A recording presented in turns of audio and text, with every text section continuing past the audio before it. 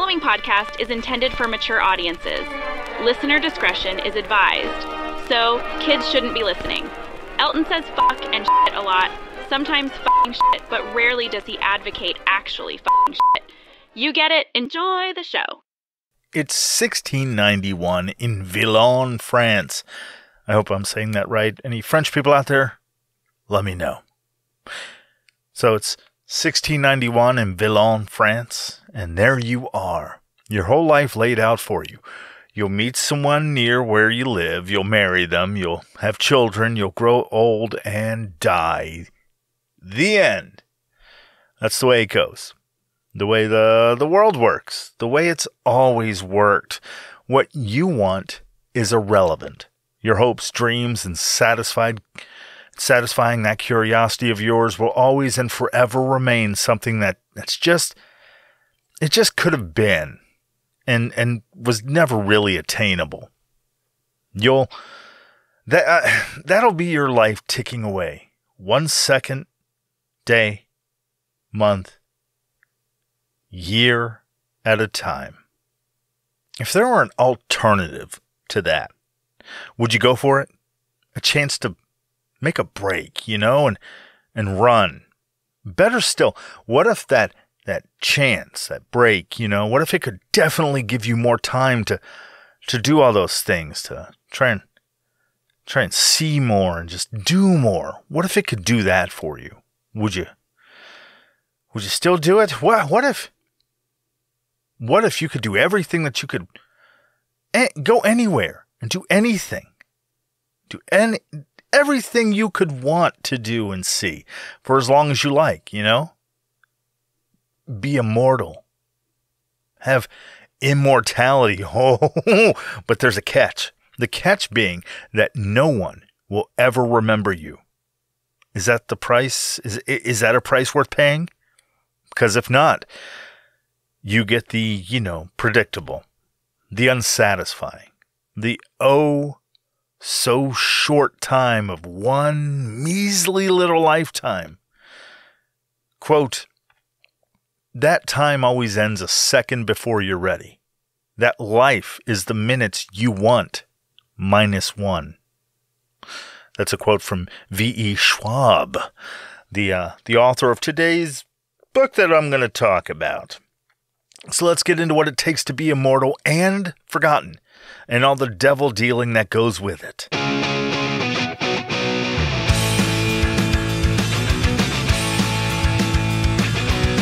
This is out to read side book the week. Podcast about books down to read. This is out to read side book the week. Podcast about books down to read. Yeah, that's all. Since I've done.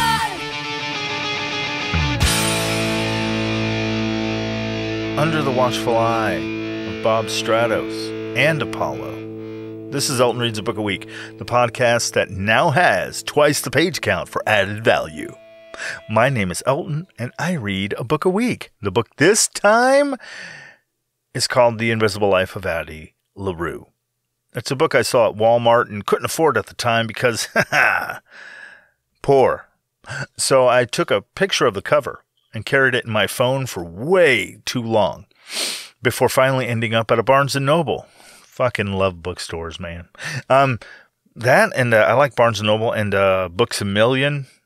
They're just brilliant. Something about the impersonality, the impersonal staffing of a corporate book dealer or seller, bookstore, corporate, just like they don't care that you're there. And they just leave you alone. Small bookstores, you feel like you're being watched. I don't know. I was raised on corporations. It's a character flaw. But still, and Books A Million, that's another good one too. But still, that's just the way I was raised, I guess. I'm a weird chain kid, It's fucking weird. I know. I'm going to try and get into more little bookstores from now on. I'm going to try and seek them out. Anyway. Just brilliant. Bookstores in general. Okay. Anyway, I finally bought the Barnes & Noble Super Supremo Special Edition version of The Invisible Life of Addie LaRue. It has a nifty cover on it. What's special about it? I don't know. The cover? I'm not really sure. It's nifty, it's nice, but still, I have no fucking idea why it's special, exclusive to Barnes & Noble, what makes it that way. I have no fucking clue.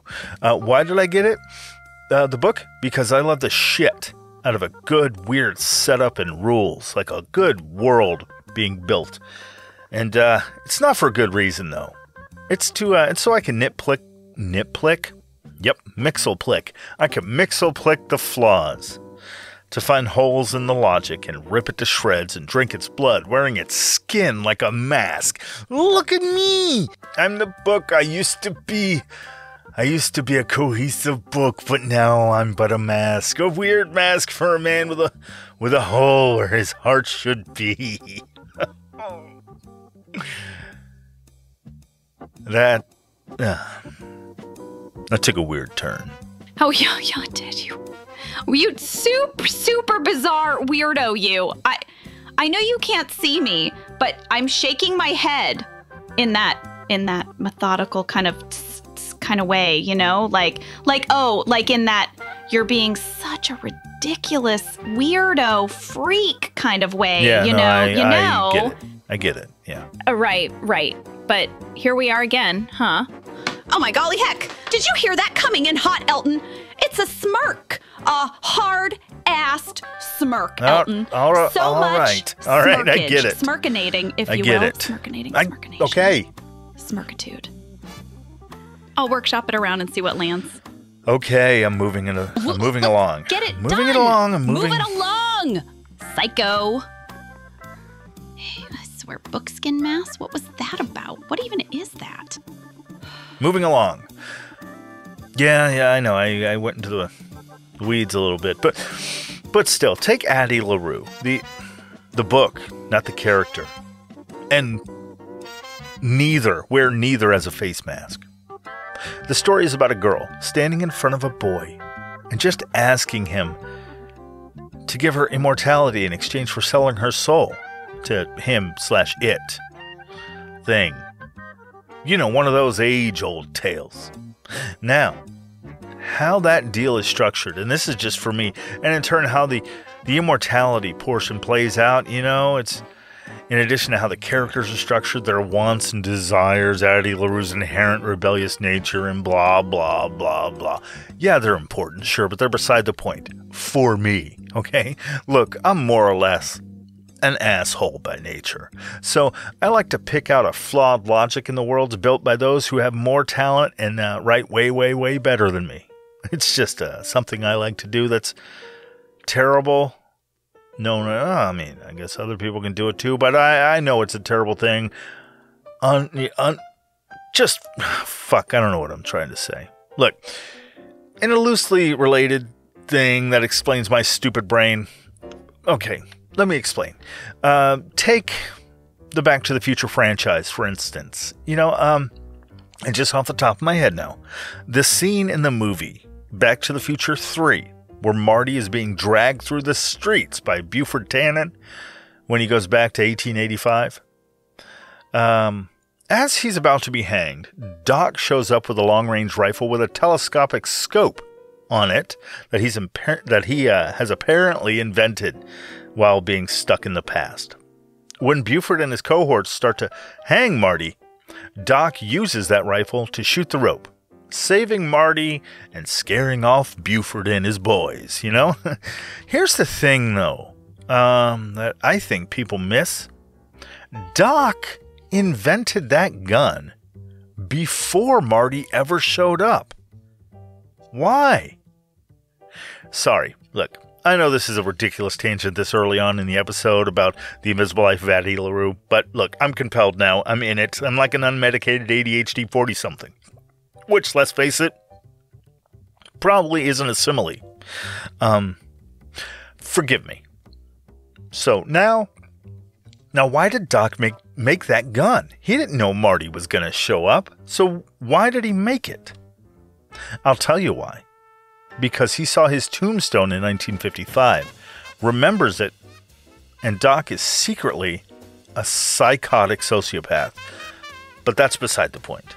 The thing is, in 1955, Marty takes a picture of his future gravestone, giving him the information on when, where, and how he dies, and who does the deed. Remember the tombstone? So, back, or forward as it were, Doc prepares by building a scoped long-range rifle because if you're gonna murder someone, even in the past, it's best to do it from a distance, for easy cover-up and clean-up even. You can just say someone else did it, because how would someone shoot someone from that distance with any kind of accuracy? Those things didn't really exist back then.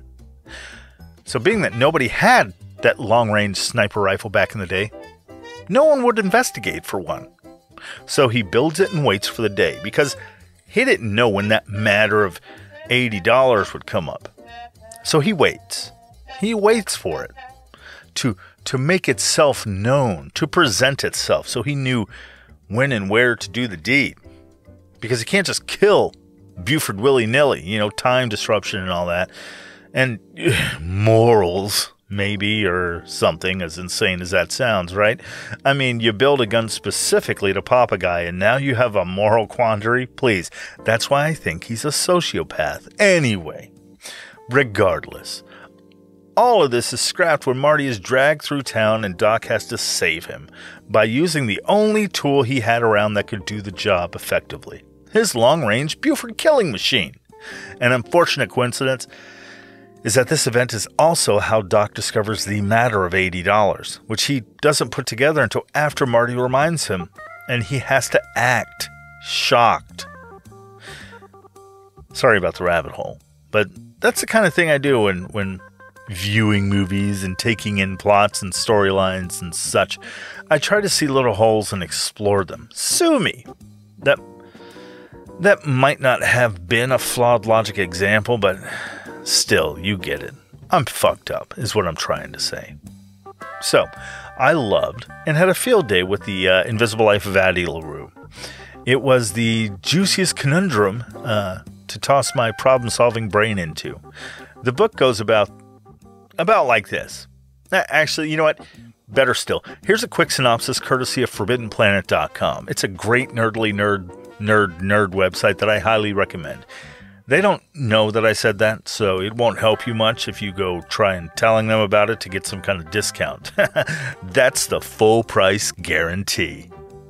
Here's their synopsis. Quote, when Addie LaRue makes a deal with the devil, she trades her soul for immortality.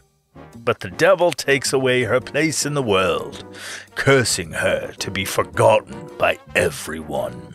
Addie flees her tiny hometown in 18th century France, beginning a journey that takes her across the world, learning to live a life where no one remembers her, and everything she owns is lost and broken.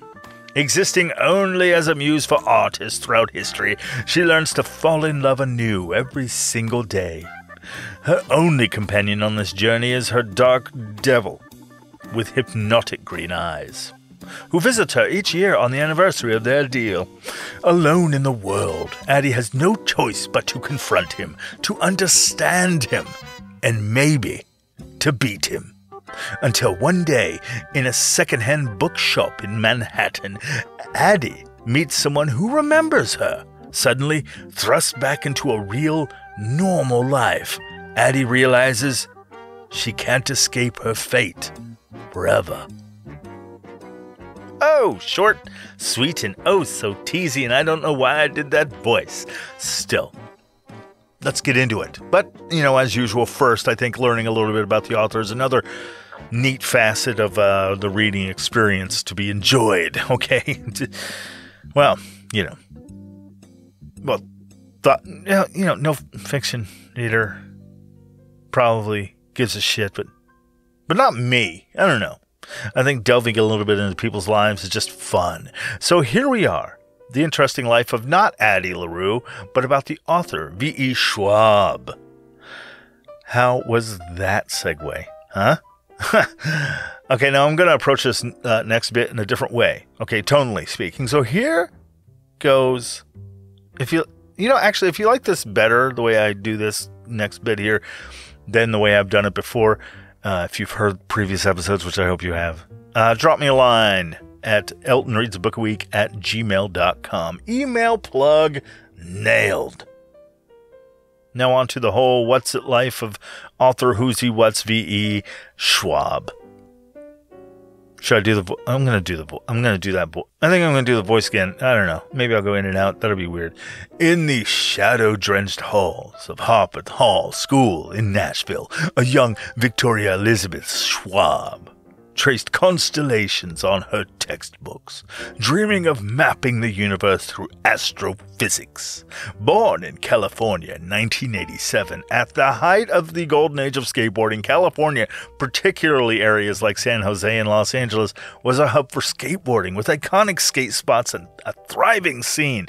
Her dad was heavily into surfing and skateboarding for more than 10 years before that time. So later, between jobs, which was he was often spotted at local makeshift skate parks at the time and empty swimming pools where skaters like to frequent. He became known as the guy that's way too old to be hanging out and weirdly always has a beer in his hand. According to skateboard legend Rodney Mullen, who was very aware of V.E. Schwab's father back then, he said, quote, "Kent was an odd fella. He once threw up on Tony Hawk while he did a hand plant on a pool coping. Tony was pissed, but Kent just laughed and dared him to kick flip him in the balls with his board. I mean, of course, Tony did, and Kent just went down like a sack of shit or something. He just doubled over and threw up again all over himself before passing out." Oh, man. Of course, we cut out of there because, I mean, doing time for murder would have totally killed our skate time, you know? Fuck. He was way too old in retrospect, now that I think about it. Strange guy. Saw him a week later at a bowl party, you know, skating the rim on an empty pool behind a house that was under construction. And that dude fucking forgot about the whole thing with Tony, man. Yeah, actually, I think he threw up on somebody else at that party, too. Kent did a lot of throwing up on skateboarders back in the day, now that I think about it. End quote. None of that shit is true, obviously. I have no idea what her father did, just thought I'd tried to mention Rodney Mullen and Tony Hawk in the golden age of skateboarding in California in 1987. I'd like to blame drugs or a head injury, but nope. Just my weird, addled brain, you know, so no drugs, no head injury. Man, that would make things so much easier. Victoria, raised amongst Tennessee's Gothic landscapes, carried with her the relentless energy that would later define both her life and her fiction. The equations that once promised to unlock cosmic mysteries would eventually give way to something far more elusive. The mathematics of human connection, the physics of memory, the chemistry of stories that refuse to die.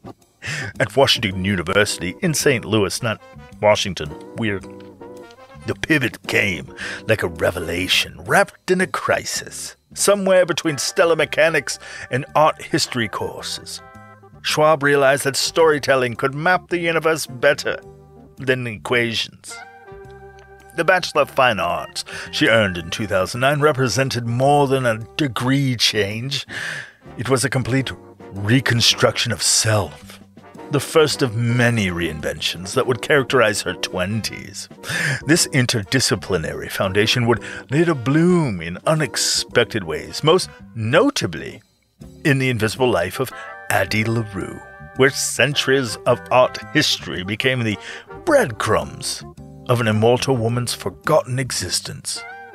But the real crucible awaited her across an ocean, in the most unlikely of places, a converted Home Depot shed on the grounds of an ex-prison warden's property in Liverpool, England, where, in her mid-20s, Schwab discovered what cold, could teach about isolation, what Spartan living could reveal about necessity.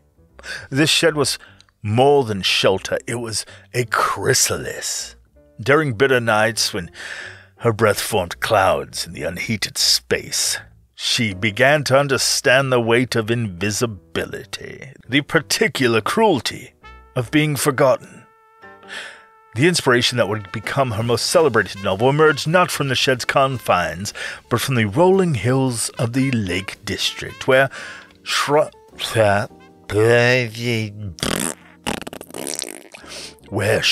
walked and grieved. Her grandmother's mind was disappearing, dementia, of course, erasing decades of shared memory with surgical precision. Quote, "Watching my mother vanish from her mother's memory," Schwab would later quote, "made me interrogate what it means to leave a mark when even love fades." End quote. In those moments of brutal clarity, surrounded by England's ancient landscape, the seeds of Addie LaRue's curse took root. A woman, doomed to be forgotten by everyone she meets, yet desperate to prove she existed at all. The Lake District walks became a ritual that followed her to Edinburgh, where she pursued a Master of Science in Medieval Art History at the University of Edinburgh. Her specialization in the iconography of monsters revealed a deeper fascination, how humanity has always been drawn to the liminal, the cursed, the beautiful and damned. These academic years weren't merely preparation for writing fantasy, they were an excavation of the stories that live in the spaces between memory and myth. Edinburgh embraced her like a city recognizing its own. The brooding architecture, the closes that whispered with centuries of secrets. The literary legacy of Muriel Spark and Irvine Welsh, all of it fed something hungry in Schwab's creative soul. Here, she found her writing sanctuary in a cobblestoned coffee shop, surrounded by the gentle murmur of strangers' conversations. Stories, she says, are collective ghosts, shaped by every voice they touch. In this space between solitude and community, she refined Addie LaRue's dual timelines, weaving together 3 centuries of human experience with the precision of someone who understood that every moment carries the weight of all the ones that came before. But the journey wasn't without its shadows. Schwab's candid discussions about mental health reveal an artist in constant negotiation with anxiety and perfectionism. The daily walks with her dog along Edinburgh's beaches became more than an exercise. They were acts of survival, ways of combating what she calls this tsunami of self-doubt that accompanies any creative endeavor. Even success couldn't silence the rejections that still arrive monthly, each one a reminder that vulnerability and resilience must be cultivated like twin muscles. This emotional honesty permeates her works in ways both subtle and profound. Henry Strauss's existential panic in Addie LaRue mirrors Schwab's own fears of irrelevance, while Victor Vale's ambition in Vicious channels what she describes as her twin engines of curiosity and terror. Her characters don't simply face external monsters. They wrestle with the same internal demons that haunt their creators' 3 a.m. writing sessions. In Edinburgh's haunted closes and lamp-lit coffee shops, Schwab has found not just a home, but a kind of artistic completion. The city's layered history mirrors her approach to storytelling. Every street holds multiple timelines. Every stone carries the fingerprints of forgotten lives. Here, she continues to champion marginalized voices through what she calls normalizing the spectrum of existence, creating characters like Sam the Painter in Addie LaRue, who exist not as tokens, but as organic facets of human diversity.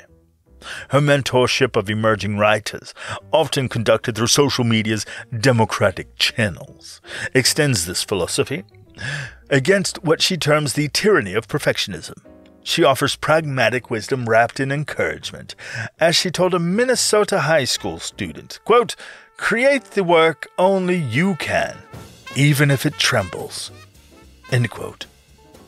From a California birth to Nashville's Gothic landscapes, from a frigid Liverpool shed to Edinburgh's cobblestone sanctuary, Victoria's Schwab's journey reads like one of her own novels. A story of transformation, of finding magic in the margins, of turning personal shadows into universal light. Her life exemplifies the alchemy that defines all great storytelling, the mysterious process by which individual wounds become collective healing, private fears become shared courage, and the invisible threads that connect us all finally become visible in the telling. In the end, V.E. Schwab has achieved what her character, Addie LaRue, could only dream of. She has left marks that cannot be erased, created stories that refuse to be forgotten, and proven that sometimes the most powerful magic is simply bearing witness to what it means to be human in all its fragile, fierce complexity.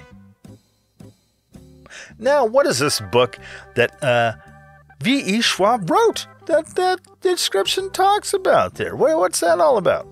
This invisible life of Addie LaRue. Well, from whence this episode is birthed or, inspired or something.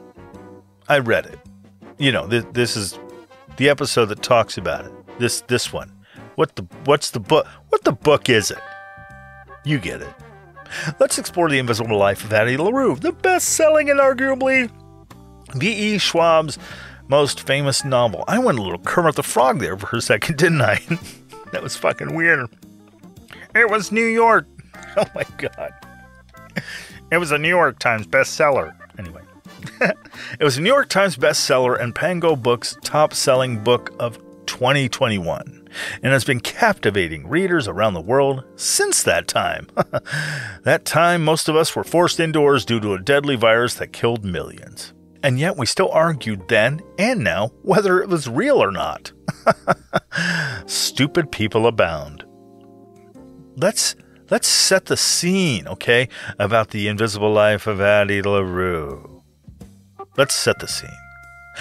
In 1714, France, young Adeline LaRue makes a desperate bargain with a mysterious figure named Luke. Not at first, but later. Anyway, doesn't matter right now. In exchange for immortality, but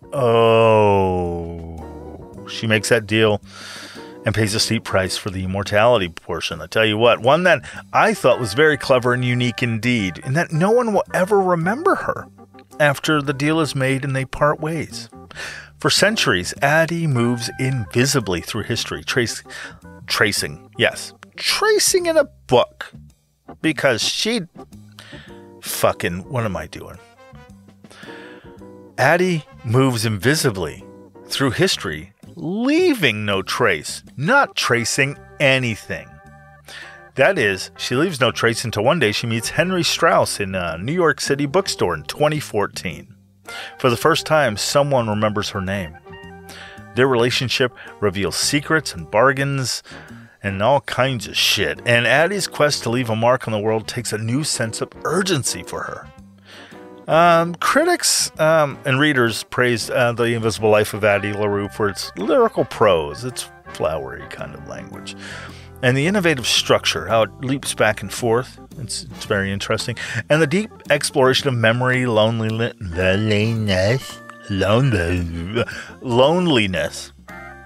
and the desire to be remembered.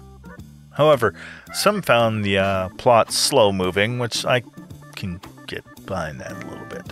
And others questioned the book's Eurocentric perspective. I'll mention that again later, but yes, some people do. And the character development. Some people had a problem with that. Despite these critiques, the novel's emotional resonance is... The novel's emotional resonance has made it a favorite for many. Now, Just because it was, during a special time in world history, let's consider how COVID-19, the pandemic of choice, as of late, has shaped the book's journey. Okay. The Invisible Life of Addie LaRue was published in October 2020, just months into the global pandemic, when millions, of course, were stuck inside, learning why they didn't want to be married anymore, or what it was like to eat the same thing over and over again, or what it was like to have food delivered to you and not have to leave the house. And also a time when a lot of people picked up podcasts. Hey, tell a friend. Elton reads a book a week. It's your favorite. Or some shit like that. When millions were seeking comfort and escape through reading as well, the book quickly became a sensation, selling over 100,000 copies in its first 3 weeks alone. Readers, many of whom were spending more time at home, obviously because they didn't want to go outside and meet someone who might kill them by accident. Readers gravitated towards its themes of isolation, resilience, and the yearning for connection, making it a timely and, a pretty relatable read. The pandemic also changed how books were discovered and shared. Kind of. Okay. Social media platforms, especially TikTok, played a huge role in boosting the novel's popularity. In early 2021, a viral TikTok video by at Amans Books, Aymans Books, sent demand for Addie LaRue skyrocketing, causing the book to sell out at major retailers and return the book to the New York Times bestseller list for a remarkable 40 weeks. Bookstores responded by creating dedicated displays for book talk favorites, and publishers scrambled to keep up with demand. Speaking of which, you can also follow me on TikTok at Elton Reads a Book a Week. What the fuck am I doing? I want to participate in the book community on there, but I fucking seriously don't know how to.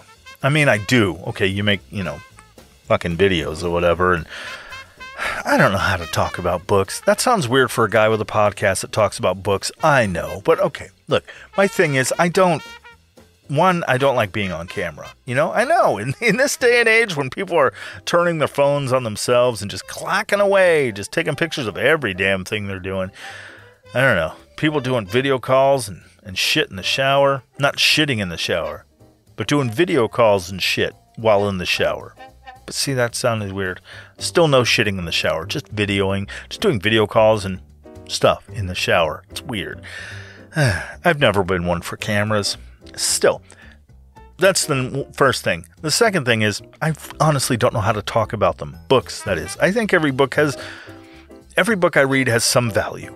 Okay? Even books that people would say are bad or whatever, there's something I can get out of them that will help me in the future.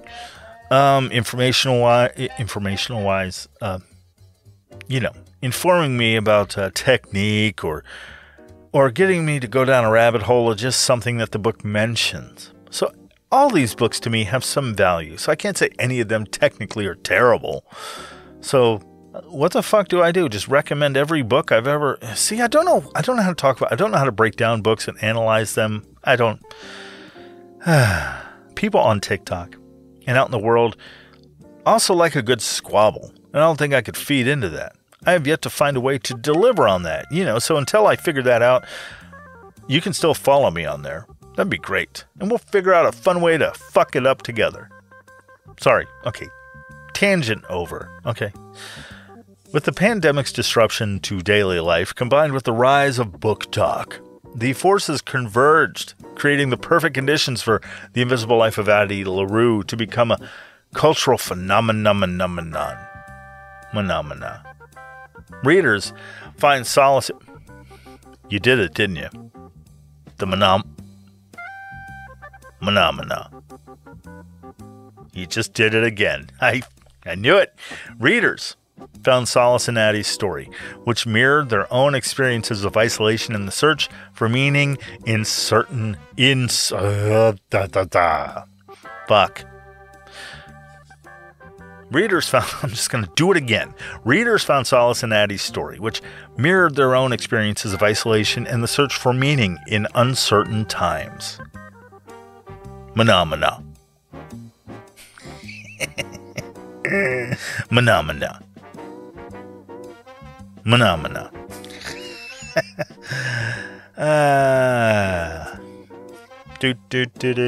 The Invisible Life of Addie LaRue is a beautifully written, imaginative novel that really struck a chord during a period of global upheaval and people terrified of dying of a disease that deprived them of oxygen. Its success was amplified by the pandemic's impact on reading habits because everybody was forced inside, bored, because they didn't want to die of a disease that deprived them of oxygen. Oh, and also the power of social media. Whether it's the lyrical storytelling, the living through various ages, which I dig. I always like a story like that. The weird love story thing in the book, it's a little puzzling. Or its timely themes. It's hard to see why this book continues to... It's hard. It's not hard to see why this book continues to resonate with readers around the world. Or something. So the two things that drew me into this book, besides the immortality bit, which I think is really fucking awesome, and the historical referential nature of a story spanning centuries, that aspect as well, the story, that kind of shit, all that will get me on board with almost anything, a la the Back to the Future stuff I mentioned earlier. So, yeah, that. But I feel all that was kind of a given, you know? So I would have been partially into it anyway, just because of that stuff. No, the two ideas that kept me in it were the idea of a Faustian bargain, and the second is it's more of a notion, really, that I took from the book, but wasn't directly implied by the book. I'll hit upon that in a little bit. That was a teaser and or foreshadowing. Maybe. I don't know. I'm not good with these kind of words. Idea. Anyway, so the first thing, the Faustian bargain, sparked my imagination way back early on since I first ran across it. I don't know when, because my memory is complete horse shit. Wrapped in dog shit, stuffed in bird shit. I want to say a large animal, like a pile, like the Triceratops dump in Jurassic Park. That is my memory. All those shits stuffed into each other, into the Triceratops pile of shit. That's where I am, and it always has been. The notion of a Faustian deal. And the would I or wouldn't I, thing about it, you get that question going on in your head. Would I do it? Would I not? The moral quandary, of course, but also the fucking devil, man. Who doesn't love a good story involving Satan? Other than, I guess overly fanatical Christians, right? To that I say, why not read more about how the devil deals? If he's going to come at you, why not understand the game, playa? You know what I'm saying? I say that because according to those same fanatical Christians, we're already involved in the game. The push and pull between Satan and God. The winner gets your soul. So why not get a safe preview, of how Satan rolls his dice, right? For some reason I picture the who gets your soul game being played with dice, and probably cards too, and maybe some trivia thrown in there, like a mix between Yahtzee, Go Fish, and I don't know, Trivial Pursuit, all at one time. Maybe some Chutes and Ladders. I see a path on a board too, just all of them all at one time, and what hangs in balance is some poor bastard that didn't even know or want to participate in the game to begin with, and they're just bearing the brunt of whoever wins. It's sort of really, really fucked up if you think about it. Moving on, the Faustian bargain made in Addie LaRue happens early on, as you might expect, because it's what the entire book fucking rests on. But still, it's triggered when, while in a regular mortal person body, living a regular mortal person life in 1714, France, 23-year-old Addie LaRue flees an arranged marriage because she sees the end before it begins, praying to gods that answer after dark, which sounds like a pretty cool song name. A nameless deity, later called Luke, grants her immortality in exchange for her soul, as we've explained before. And as a Faustian bargain demands, it comes with a caveat. Everyone she meets will forget her instantly. Addie's initial elation fades like a motherfucker when she realizes the curse's toll. She can't speak her name. She can't leave written traces anywhere, or form lasting connections. Over the centuries, she becomes a spectral muse of sorts, inspiring artists like a sculptor in 18th century Paris and a jazz singer in 1920s Harlem. This bit about spectral musing plays into my second thing again that I am hinting at, and I'll explain later. Additional foreshadowing. Maybe. I'm not sure if I'm using that right. Whatever. So what is a Faustian bargain? You know? They keep talking about it, but no one ever explains Faustian. What's that?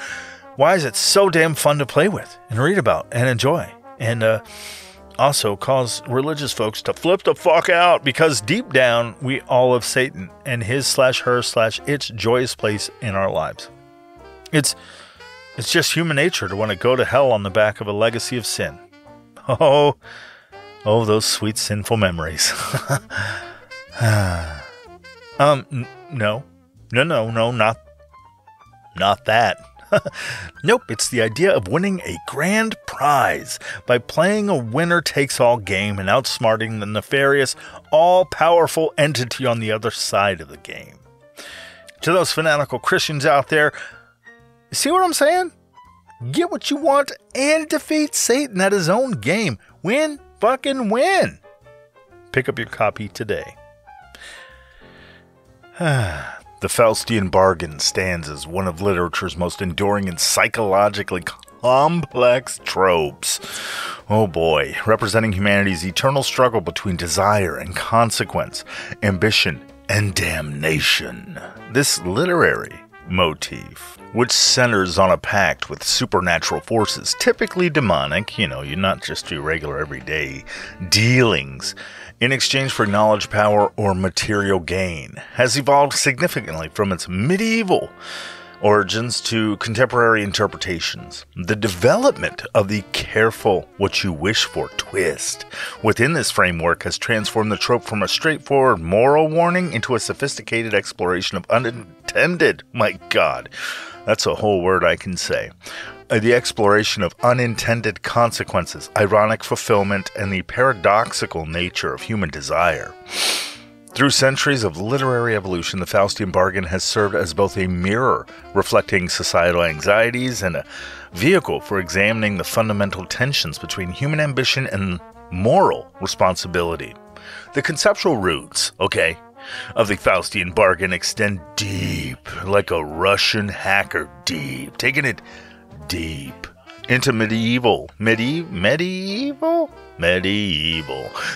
Christian theology and folklore, where pacts with demonic forces represented the ultimate transgression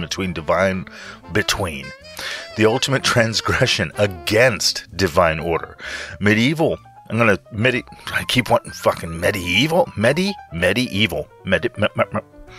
don't know what I'm doing. Jesus, I'm gonna keep doing that, huh? Medieval literature frequently explored themes of spiritual corruption and the price of worldly ambition through various narrative forms, establishing foundational elements that were later crystallized in the Faust tradition.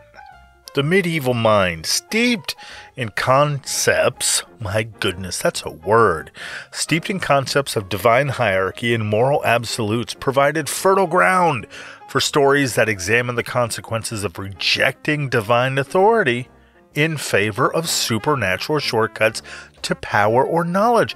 You can't just summon a demon and get all the good knowledge, You can't summon the Satan and skip med school to become a surgeon or something. Or, Something like that, or all the world's knowledge. I don't fucking know. You get it. During this formative period, the theological framework surrounding such narratives was relatively straightforward. Making a pact with evil forces inevitably led to damnation, serving as a clear moral lesson about the dangers of pride, avarice, and spiritual rebellion.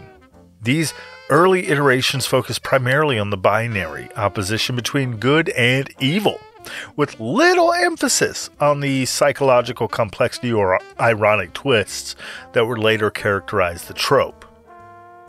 The medieval understanding of such bargains was deeply rooted in concepts of divine justice and the inevitability of punishment for transgression against the natural order, against God's law. The transition from the oral folklore to written literature during the late medieval period began to introduce more sophisticated narrative techniques and psychological depth to these stories.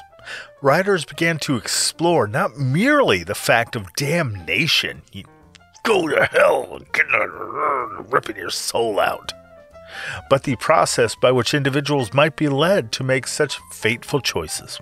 This evolution laid the groundwork for the more complex psychological and moral explorations that would emerge in Renaissance literature, where the focus would shift from simple moral instruction to nuanced examination of human motivation and consequence. The Renaissance period. I don't know what I'm doing. The Renaissance period witnessed the transformation of scattered folkloric elements into the coherent literary tradition we recognize today as the Faustian bargain. This crystallization occurred largely through the development of literature centered around the historical figure of George Faust. He's German, so I don't know how to say George in German. George Faust. I don't know. I didn't look up the pronunciation. So George. It's spelled G-E-E. Oh my God. G-E-O-R-G. And Faust. F-A-U-S-T. My God, my tongue is not working. Anyway, George Faust was a German scholar and purported magician of the early 16th century. The historical Faust reputation... I don't know what I'm doing. The historical Faust reputation as a practitioner of magic and his 16th century death provided the perfect foundation for literary elaboration, allowing writers to explore themes of Renaissance humanism, scientific inquiry, and the potential dangers of unlimited knowledge. Man, that would be fucking badass. The things you would think if you knew all the things to think. Golly. The earliest literary treatments of the Faust story emerged in German literature during the late 16th century, representing a significant evolution in the sophistication of the bargain motif. Early German literature of this period engaged deeply with diabolical figures and their relationships with human characters, creating complex narrative constructs that explore shifting power dynamics between devils and their human partners. These works established many of the fundamental elements that would define the Faustian bargain tradition: the scholar's dissatisfaction with conventional knowledge and the appearance of a demonic tempter, the formal pact, and the eventual reckoning. The Faustbuch, spelled F-A-U-S-T-B-U-C-H, the Faustbuch tradition, including works from the Wagnerbuch and other related texts from the 1590s, demonstrated increasingly sophisticated approaches to character development and moral complexity. These early modern treatments began to move beyond simple moral instruction towards, more explorations of human psychology and motivation. What drives people to want to have everything? Fucking greed! Or, different iterations thereof. The literary construct of devil, pact maker. Relationships in these works revealed complex power dynamics and the specific presentation of knowledge as both salvation and damnation. Damnation! Establishing patterns that would influence centuries of subsequent literary development. Christopher Marlowe's Dr. Faustus, circa 1592, represented a revolutionary advancement in the literary development of the Faustian bargain, introducing psychological depth and dramatic sophistication that transformed the trope from folkloric morality tale into a profound human drama.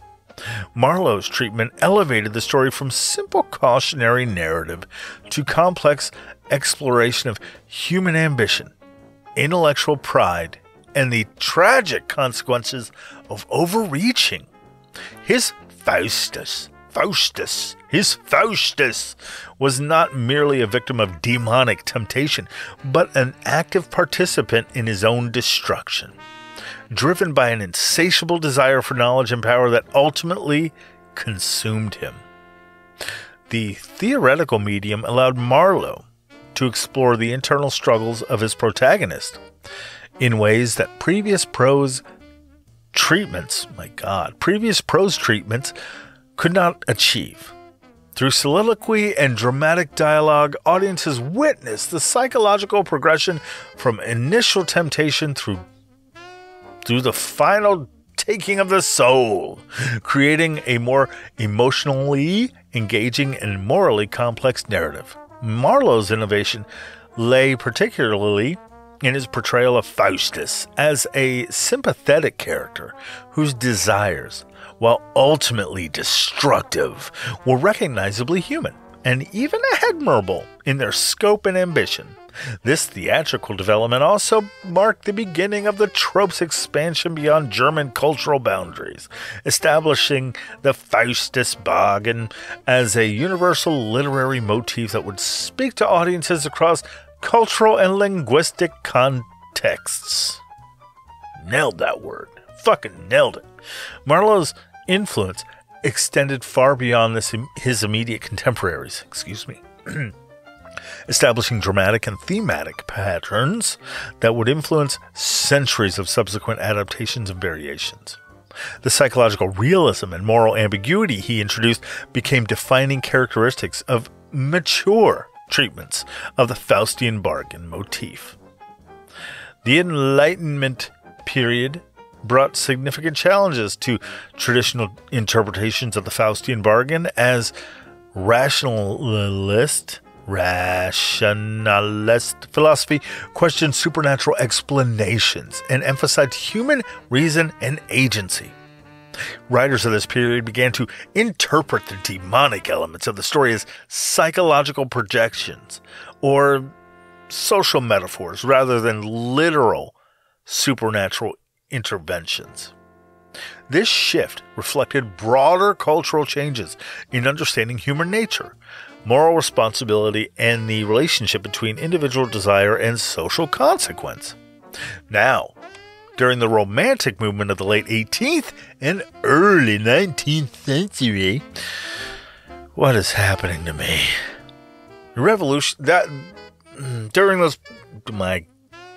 During the Romantic movement,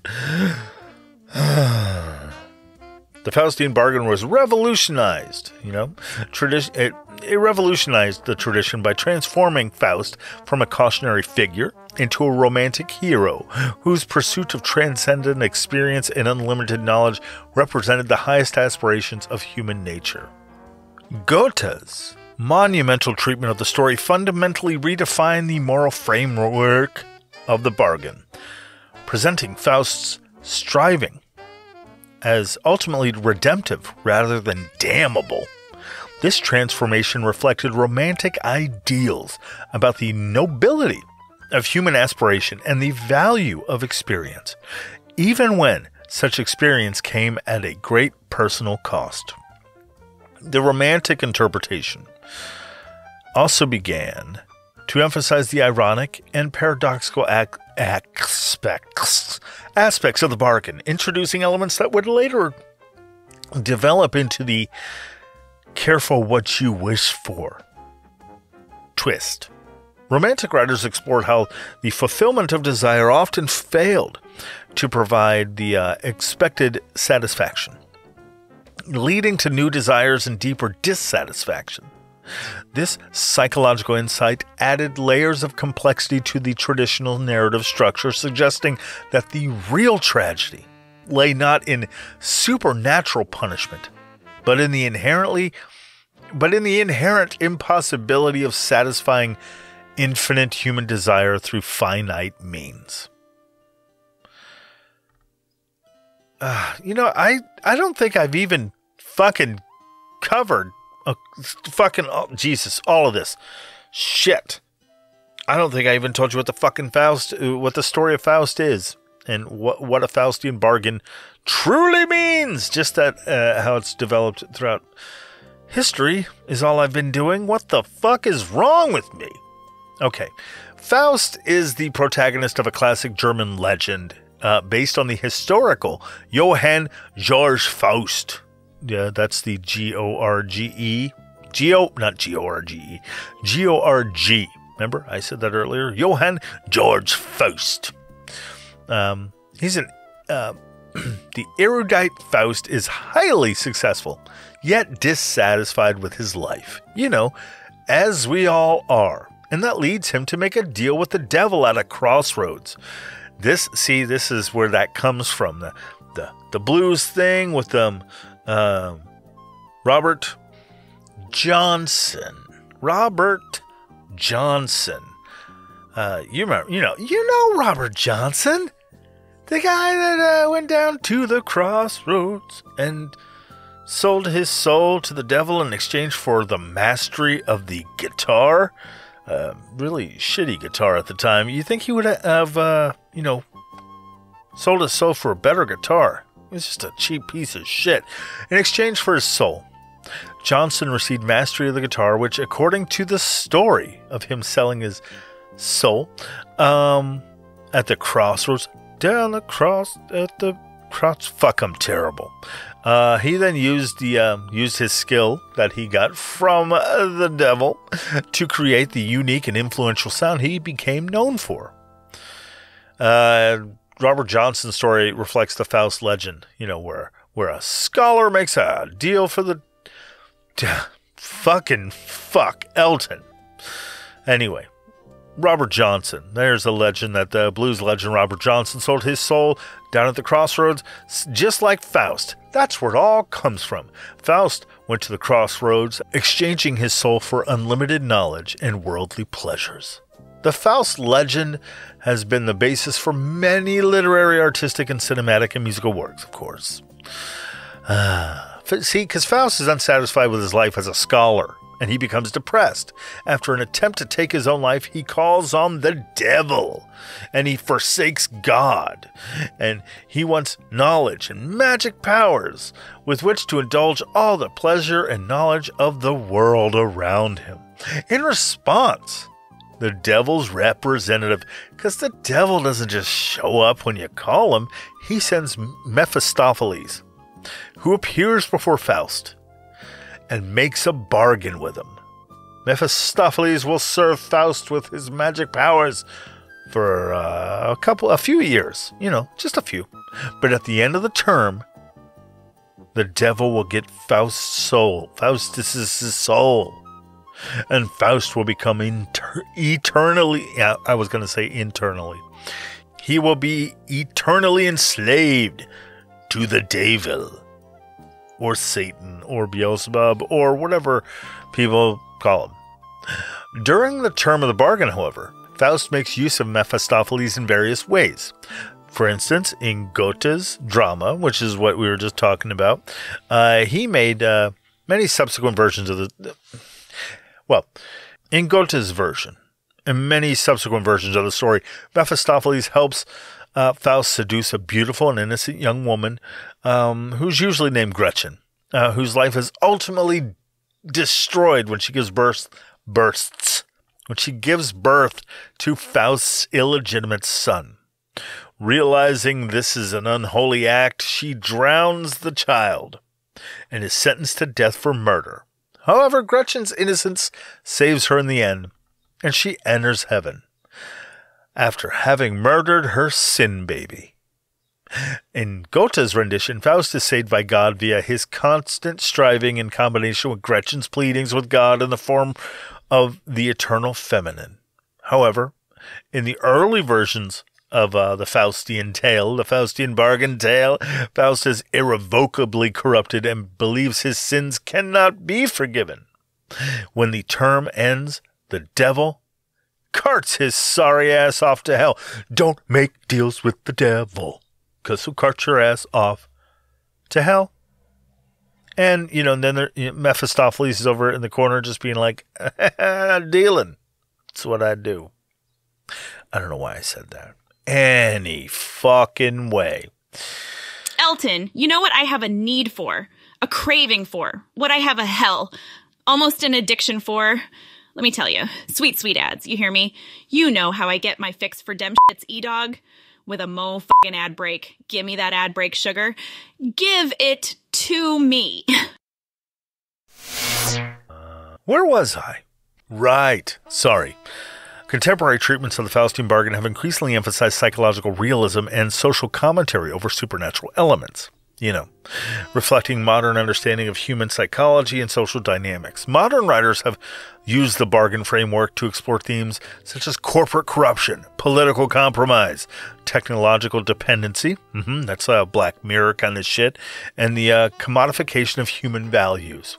These contemporary adaptations often eliminate or minimize supernatural elements, instead focusing on the very real ways individuals compromise their principles or sacrifice long-term well-being for immediate gains. The psychological sophistication of modern treatments has also deepened exploration of the careful what you wish for theme that often is folded into? What's a good baking metaphor for putting that together? Coupling. It's handcuffed and baked in. Mixed metaphors at its finest is what I'm doing here. My brain's mush right now. Anyway, examining how contemporary culture's emphasis on material success, instant gratification, and individual achievement might create its own forms of existential emptiness and social alienation. Modern Faustian narratives often explore how characters who achieve their stated goals discover that success brings isolation, moral corruption, or the loss of authentic human connection. Contemporary interpretations have also expanded the scope of the bargain beyond individual transformation to examine collective social phenomenon. Writers have explored how entire societies might have taken Faustian bargains through technological adoption, economic policies, or political choices that provide immediate benefits while creating long-term risks or moral compromises. This expansion reflects modern awareness of complex social systems and global interconnectedness, where individual choices have far-reaching consequences and collective decisions shape the moral landscape for entire populations. The evolution of the Faustian bargain's evolution as the trope has been accompanied by significant innovations in literary technique and narrative structure that have enhanced its depth and thematic complexity. Modern writers have experimented with narrative perspective, maybe taking it from the devil's side, maybe from an onlooker, or someone who's affected by it. The temporal structure of it, especially like Addie LaRue over centuries, and the symbolic representation to create more sophisticated and emotionally engaging treatments of the traditional material. These technical innovations have allowed for deeper exploration of character psychology and more nuanced, again, examination of moral ambiguity. Did I say again? You get it. The enduring appeal and cultural impact of the Faustian bargain trope reflects its ability to address fundamental aspects of human nature and social organization that transcend specific historical periods or cultural contexts. The basic psychological dynamics explored through the bargain, the tension between desire and consequence, the allure of shortcuts to achievement. Fuck, do we love shortcuts. Man, oh man. Satan, if you can hear me, maybe, I don't know. I might be, curious. I don't know. Maybe we'll see. I don't know if you can just talk to me in my brain. No, probably not. My brain's mush right now. But you never know. Maybe I might be down for some shit. Who knows? I mean, it depends on the deal. I'll probably puss out. Not gonna lie. I mean, it's a Satan. He's where, I don't know where he is. She is. It is. They are. I'm scared. The careful what you wish for variant has proved particularly adaptable to contemporary concerns about consumer culture, you know, the technological advancements and such. Social media's impact on human relationships and self-perception. Modern artists fucking know. Modern audiences today, you know, readily understand the narratives about these characters because the Faustian bargain has been used so much throughout all the development of modern media, you know, movies, books, television shows. It's been on them so many times. There's Monkey's Paw, I believe, is a good one with on The Simpsons. Remember with the monkey paw on them? Anyway, modern audiences readily understand narratives about characters whose pursuit of apparent improvements, whether through technology, career advancement, or lifestyle changes, leads to unexpected complications or reveals the inadequacy of their original assumptions about happiness and fulfillment. You know, when they make that deal to be happy, and then they get what they want, and they find out that it wasn't what they want. I mean, that wasn't really what they wanted. Or they get exactly what they want, and they alienate everyone around them, which leads them to understanding, albeit probably too late, that they really just wanted the love and, I don't know, respect or whatever, the closeness with the people around them, instead of what they ended up getting. Shit like that. The trope's continued evolution demonstrates literature's capacity to provide frameworks for understanding complex social and psychological phenomena while entertaining and engaging audiences. The Faustian bargain serves as both a warning about the potential consequences of unchecked ambition and a tool for exploring the paradoxical nature of human desire and often counterintuitive relationship between achievement and satisfaction. Now, as interesting as the Faustian bargain is, and all that I just talked about was, yeah, I know it was a little thick, but still, Faustian bargains are amazing. Just the trope alone. I don't imagine being in one being all that amazing. But again, I don't know if I'd mind not, I don't know if I'd mind finding out. Maybe, maybe I entertain, should it present itself, maybe I'd hear it out. Maybe, I don't know, maybe. But if you're, I don't know, maybe a fundamentalist Christian person that's listening, I just, fooled you. So now, anyway, I'll move on to the second thing that really got me,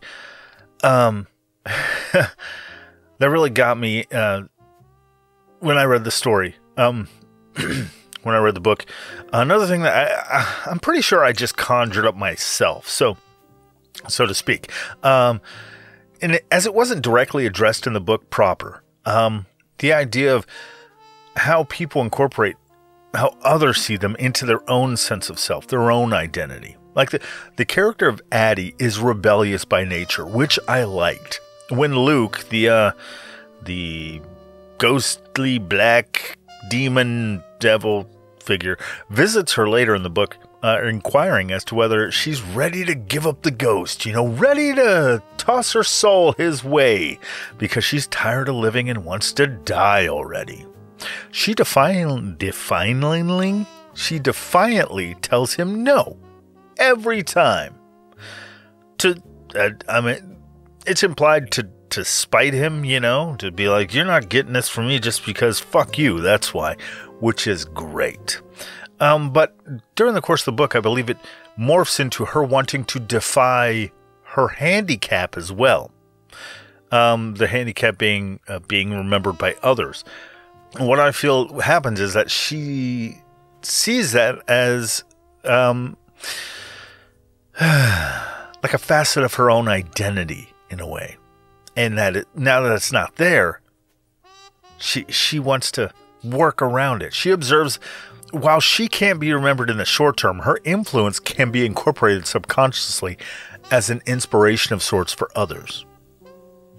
And that is the workaround. So like I was like, see, this again, I believe is of her own choosing. And what the book implies of artistry or artists themselves, in that Addie is an artist at heart. And unable to leave a lasting mark, she is nonetheless drawn to the arts or people that create, she's drawn to them too. It implies that artists themselves, given their artistic nature, are more receptive maybe to inspirational messaging from their environment and others. So being that she can't be remembered, she decides to involve herself in that environmental ingestion that they experience, so to speak. So why would she care, was my initial thought. She's living forever. She doesn't need to worry about money. Sure, getting by, that's a challenge, sure, but she figures that out, kind of. She makes her way in the world today. Needing everything she's got and drinking and fucking Cheers. God damn it. Why did I just do the Cheers theme? Anyway, so why should she go through all the trouble of trying to affect these artists' memories or subconscious or whatever to affect their work and make an indirect lasting impression, right? Fuck it. Just do your thing, Why take time out? First I thought, well, everybody would get bored, right? By then I started to wonder if it wasn't a need to be remembered, as it is a fundamental part of how we identify ourselves, Like what if the Faustian bargain removes something that we, as people who are remembered by those around us, have, by evolution and just base humanity, incorporate that and use it without knowing or without realizing it. And now she has to compensate for it. The idea of others' memories of us help inform our own identities as we ourselves understand them. The interplay between others' memories of yourself and your own self-identity represent a dynamic process rooted in social cognition, interpersonal relationships, and psychological development. Research demonstrates that others' recollections of us act as social mirrors, reflecting and shaping our self-perspectives through mechanisms such as validation, reinforcement, and narrative construction. The degree of influence depends on factors like relationship intimacy, memory accuracy, and cultural context, but the cumulative effect is a co-constructed identity that balances internal self-awareness with external social feedback. Kind of I think I'm doing pretty good, and based on what I get from you, I seem to be doing pretty good, or maybe I need some improvement. Maybe you think I'm an asshole, and I'm kind of getting that feeling that you do. Charles Horton Cooley, an American sociologist who employed a socio-psychological approach to the understanding of society and with his looking glass self theory, he posits that self-identity emerges through a 3-step process: imagining how others perceive us, interpreting their judgments, and internalizing those perceptions emotionally. For example, if a colleague consistently recalls an individual's meticulous attention to detail during projects, the individual may increasingly view themselves as detail-oriented, even if that trait was not previously central to their self-concept. This process transforms social memory into a formative element of identity, as individuals see themselves through the imagined evaluation of others. Harry Stack Sullivan, an American psychiatrist who developed a theory of psychiatry based on interpersonal relationships, his concept of reflected appraisal extends Cooley's framework by emphasizing how individuals internalize their perceptions of others' evaluations. Crucially, self-identity is shaped not by how others actually perceive us, but how we believe they perceive us. A study by Schroger and Schoenemann way back in 1979 found that individual self-concepts align more closely with their assumptions about others' views than the objective external assessments. Meaning, what you think they think about you is what is changing you, not what they actually think about you. Like, for instance, a student who believes their teacher views them as intellectually curious may adopt this trait as part of their identity, even if the teacher's actual opinion differs. You know, maybe the teacher thinks,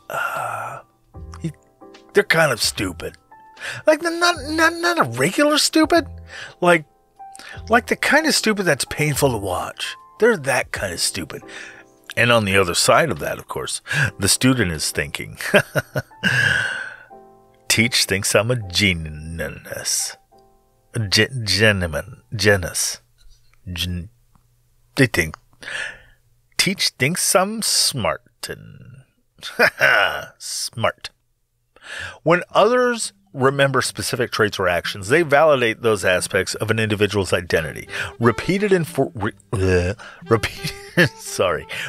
reinforcement strengthens self-perception. For example, if friends frequently reminisce about an individual's kindness during difficult times, the individual is more likely to incorporate compassion into their self-narrative. I'm such a nice guy. This validation operates bidirectionally. Individuals may unconsciously emphasize behaviors that align with how they wish to be remembered, creating a feedback loop between identity and social memory. See, that's what I think happened with Addie LaRue. What she was missing was that feedback loop. So she did a workaround. She incepted ideas. She put herself into their artwork so that they would believe she was a muse, and in turn it would feed back to her thinking, I am a muse. By autobiographical memory, the stories we tell about ourselves is inherently social. Others' memories contribute to these narratives by highlighting events or traits that might otherwise be overlooked. Research shows that individuals' recollections of their past are influenced by how others remember shared experiences.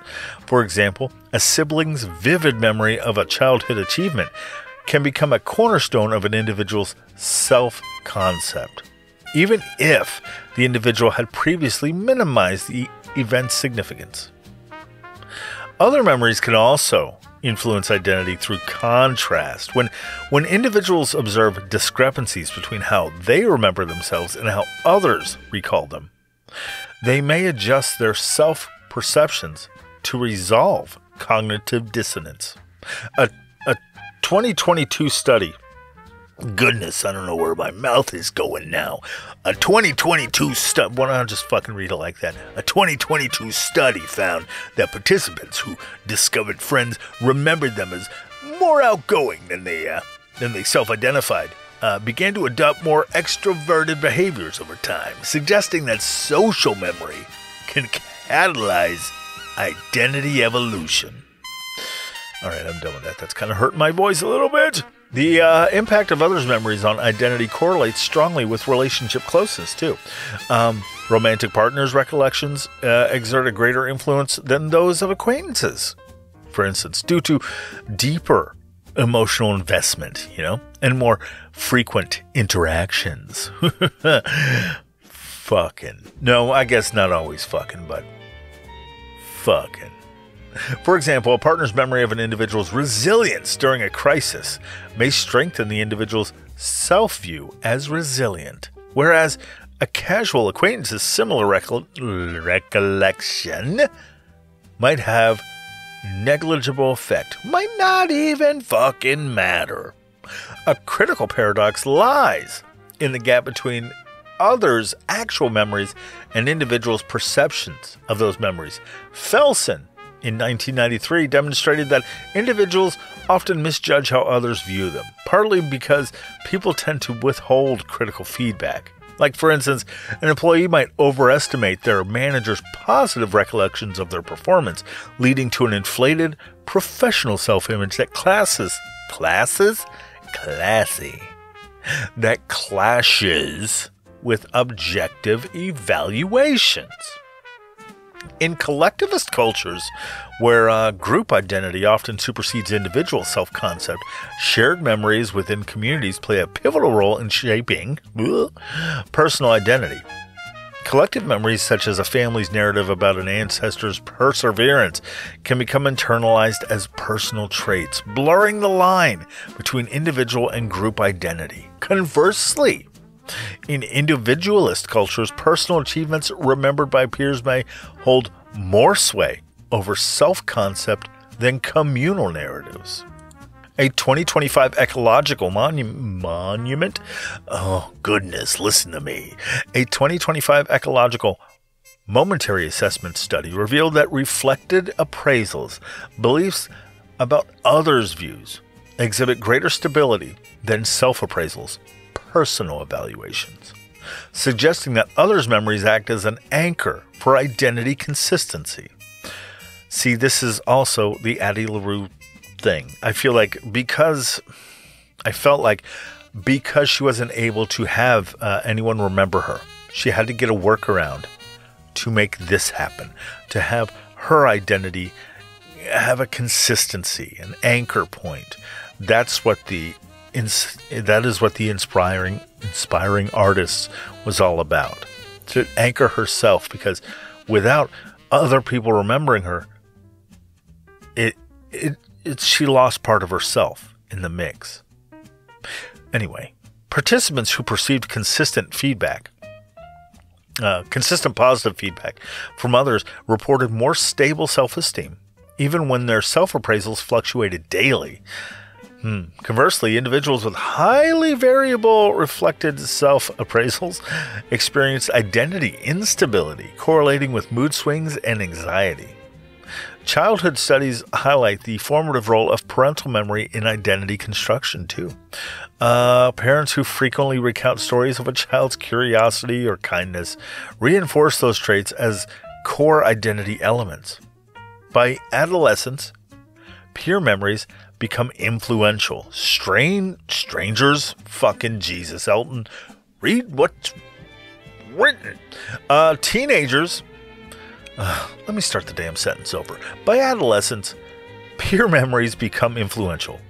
Teenagers whose friends remember them as socially adept are more likely to develop confident self-concepts, even if they initially struggled with shyness. Thomas Reid's critique of Locke's memory theory argues that while others' memories provide evidence of identity, they do not constitute it.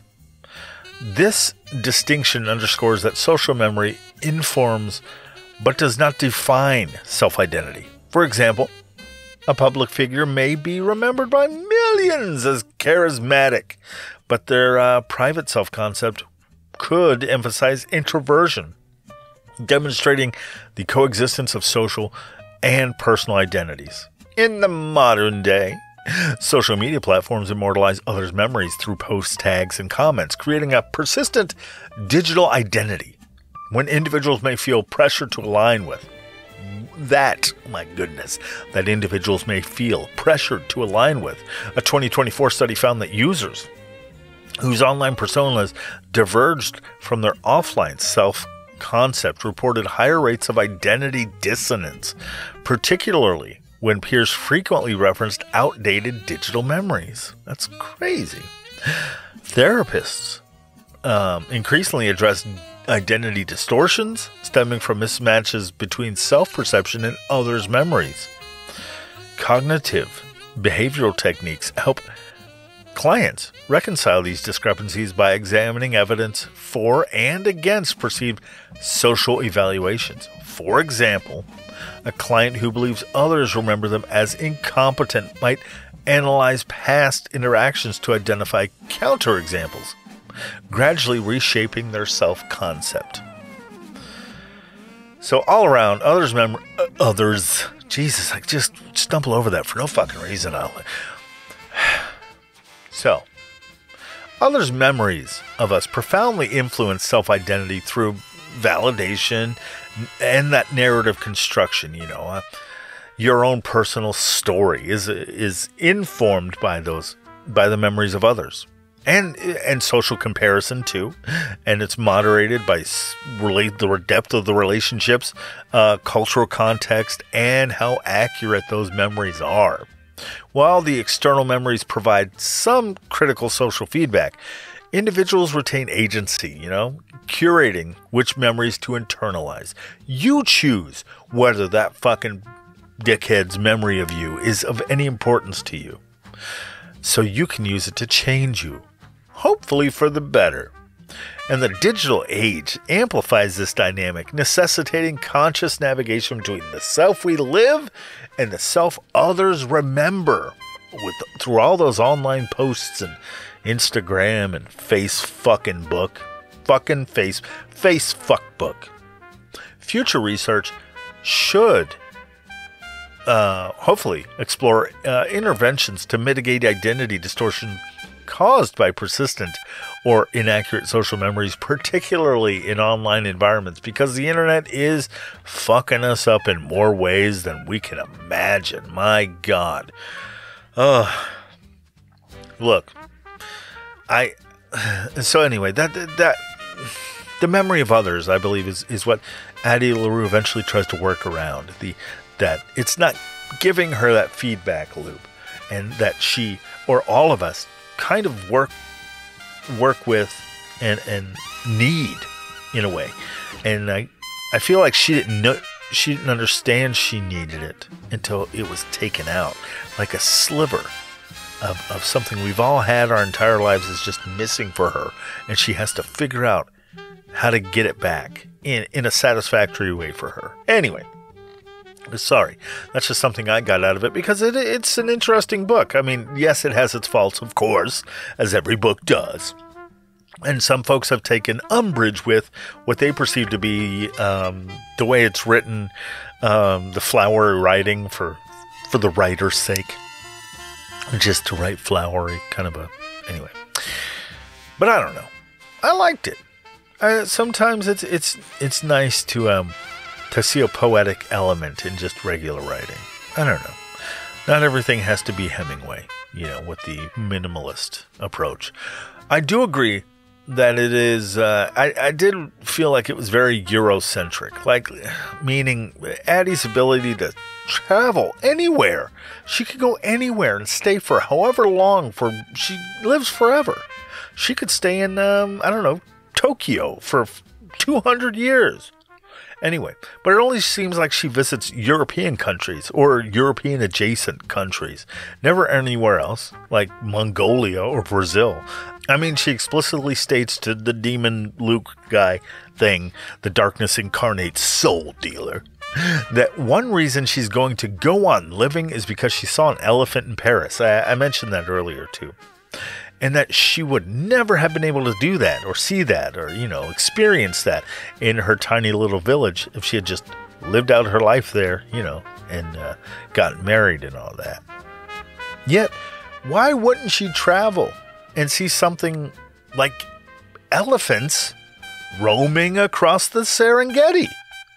It's just a very odd choice to exclude most of the world from your travels, when that's partially why you took the soul-dealing deal. you know? Why you took that deal to facilitate it. Also, the character never seems to change or develop over time. I actually read that in researching this book, as I do when I make these episodes. And I never realized it, but until after I read that. Yeah, she doesn't change. Like, me, I'm a completely different person than I was 5 years ago. I wouldn't say completely different. There is some consistency, you know. But my opinions, things have changed. You know, you're shaped by those around you and things you take in. Over time, you develop and change. Whether that's good or bad or whatever is, you know, neither here nor there. But you do change. You do get smarter, maybe dumber, who knows, but there is a difference.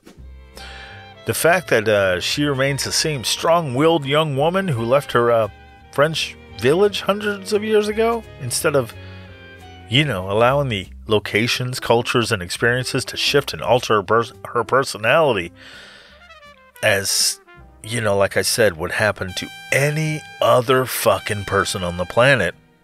Addie remains mostly unchanged by her immortality, which is just weird. I think it would have been neat to explore changes like that, like maybe she saw a lot of war and it fucked her up a little bit, or, you know, things like that. There are more abstract ideas that could have been explored too, but most of which seem to be just missed opportunities exchanged to seemingly streamline the story to get from point A to point B. But still, I'm not an author, so it's not my place to impose my expectations on someone else's talent, you know? All in all, actually, I thought the book was really good. The Invisible Life of Addie LaRue. So if you're in the market for a rebellious character who longs for more time to explore the world, defining imminent, what's my problem with that word? A character that defiantly takes on a Satan figure who isn't directly named Satan. I mean, and then she takes him on via a deal she kind of sort of unwittingly agrees to that gives her the time she craves in the form of immortality, yet with a caveat of never being remembered in a way, sort of, and continues that defiance with a multi-pronged assault on the demon /for/his/her/its own terms, mocking his one of her soul, then having that story morph into one of a strange relationship, then morphing again into a weird, strange three-way kind of thing, and then culminating in a way that I won't mention here, because, you know, buy the fucking book. Then Addie LaRue is a book definitely worth selling your soul for. So what do you say? I give you the book. I'll ship it to you for your soul. And $100. It's $200 and your soul. Is that fuck, I have no use for your soul. I'm sorry. I have a hard enough time worrying about mine. Yours will just be more of a burden, really, for me. No offense. I'm sure you've got a nice soul. Very fit. Very colorful, or whatever. Auras, or, thickness. I don't know how souls work. That's a thick-ass soul you got there. Like, I don't know how they work. So, anyway, seriously, the book's well written, and it's really good. I don't understand why people had a problem with its pacing. I felt it moved pretty well, pretty good, So now, just to clear the air here, if any dark forces /Satan /they /he /she of that sort, happens to be listening, throw this out there. I might, maybe, possibly, who knows, be open, possibly, maybe, to making some kind of deal or something, perhaps, maybe, who knows, huh? Side note, if you're a fanatical Christian type that's listening, and just heard me say all that, what? That's crazy talk. I'd never bargain with my eternal soul for a pittance. Me? Golly heck no. It must have been Satan playing with your ears. Yeah, you know how the devil loves fiddling with ears. And if you're out in the woods, rustic southern backwoods country type, you know that the devil is fond of actual fiddles too. And they're usually made of gold. Huh? Especially around Georgia. It tends to happen a lot at crossroads. The Robert Johnson thing, but not with fiddling. But nevertheless, you should go get your ears checked, fundamentalist Christian fanatic person. Get your ears checked out by a proper priest, or, one that also knows about ears, for all the Satan interference coming in. Woo, all that. Spooky. And if God itself, himself, herself, themself happens to be listening, first, thanks for listening. I really appreciate it.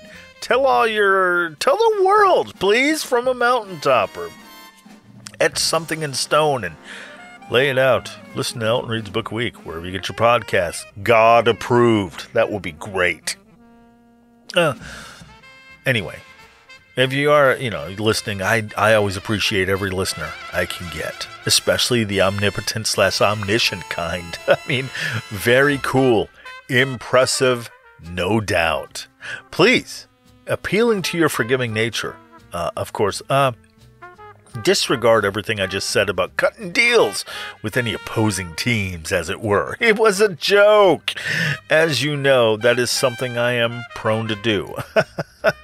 Oh, how we laugh, huh? Heaven, by the way, sounds like a nifty place I'd love to be a part of whenever I happen to be up for a election onto that particular island, so to speak. Hopefully not anytime soon, though. If I could ask you to please not hold this podcast, and more aptly, all the Satan stuff I say against me. I mean, who am I kidding? Of course you wouldn't. You're all forgiving. I do appreciate that. And Satan, hey, if you're listening and out there in the ether, be gone! Be gone, devil! I will not be waiting patiently and receptively for a sales pitch for your call. Wink, wink, nudge, nudge. You get it. And now, when life gives you lemon. The world runs on two things. Yeah, I know what you're thinking, and you're right. You've heard that line a million times, but listen, this time I swear it's true. Because you know it's true. And you'll feel it in your guts when you hear it. The world, as we know it, runs on two things: indifference and hate. Yeah, okay, maybe that didn't hit quite the way I thought it would. Since we're already here, hey, all right, I'll lay it out. What I mean to say is that the world, or more to the point, everything you've ever consumed, enjoy, put on Christmas lists, mulled over at the grocery store and want not, everything in the world is all provided courtesy of indifference and hate. Indifference because, well, people could care less about helping to facilitate its production, delivery, or enjoyment for the most part. A majority of the world simply doesn't care about the crap we're told to produce. Take something you order from some online retailer, right? The guy or lady or whoever deep down didn't give a flying rat's ball slapping ass whether it was ever made, let alone whether it was made correctly to a standard of some kind, or if you'll like it when you get it. The guy that packaged it, same thing. The truck driver or boat driver, same shit. All the way until it gets to you could give a wet fart in a shot glass about that crap he was told to deliver. Couldn't care. Totally indifferent. Sorry, I made it wet. Why? Why are they indifferent? Well, that's a whole geopolitical thing about wage slavery that frankly makes my ass pucker. But still, I digress. There it is. They don't care. Why? because they hate their jobs. They, like you, would rather be anywhere on God, Lord, Byron, Jesus, Criminy, Muhammad, Buddha, Trinurti's whack-ass planet than doing what they're forced to do. For money. Yeah, Getting it now? Hate your job? So do they. All of us. Our entire world runs on a big steaming pile of vitriolic hate, just barely tamped down to a smoldering indifference due to a fear of getting fired. That's how the world works. Sorry to have to pull back the wool from the rose-colored glasses of your worldview, but there it is. This isn't funny. Yeah, I know. But neither is having your boss deny your vacation request because you used it up for hangovers and attending and then dropping out of clown college. Those are called business expenses, Oscar. Christ. Justice doesn't exist. Where's that damned revolution everybody is always talking about? I should call off tomorrow. Thank you for listening to Elton Reads a Book a Week. If you like this episode, make sure you share it on all the social medias and follow on all the social medias. The link is in the description to all of that stuff. And also, maybe you want to join the Patreon and give me some money so I can quit my job and do this all the time and put these out every week instead of every once in a fucking blue moon, because goddamn, working 40 hours a fucking week at the shit job I'm at, terrible for this podcast. But still, if you enjoyed it and you want to contribute, you can go to Patreon. And I think there's a tip jar. I don't know. I'll put all that in the description too. Sharing it helps. Liking and subscribing. Leaving a review of 5 stars. Or, and then write me something in the review using code word Elton sucks. That I don't care. It's fine. Just whatever you feel like. Anyway, so if you have any questions or anything, you can email me at eltonreadsabookaweek at eltonreadsabookaweek@elton.com. That would be fucking great. Elton Reads a Book a Week at gmail.com. You can do that there. And, yeah, that's all the stuff, I think. All the social media, check that. Email me, check that. Join the Patreon if you want to contribute to the making of this podcast to make it better. Said that. I think that's pretty much it, So, again, I appreciate every listen. God, if you're out there, I appreciate you too. So thank you very much for listening. And if you can't, you should start reading a book this week or finish one. Just read something this week in book form, okay?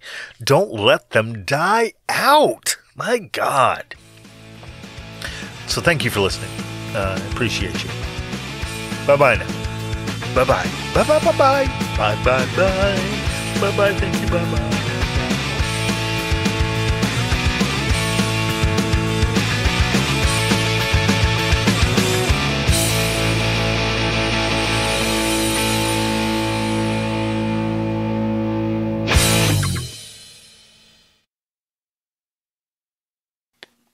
Smirkalicious? Come on now. What am I even doing now? That's just total nonsense. Smirkatology? No, what am I even talking about right now? Think. Smirkstibating. Oh my goodness. My blood sugar must be getting low. Stop smirkstibating or you'll grow hair on your lips.